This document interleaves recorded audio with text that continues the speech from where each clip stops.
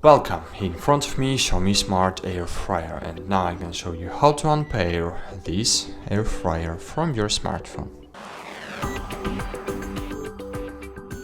So firstly, you need to open the Xiaomi Mi Home app, find here your Mi Smart Air Fryer, scroll down, and then here you can see the unpair button. If you don't see it here, so you need to click on the three dot button on the right up corner of your screen and click delete device.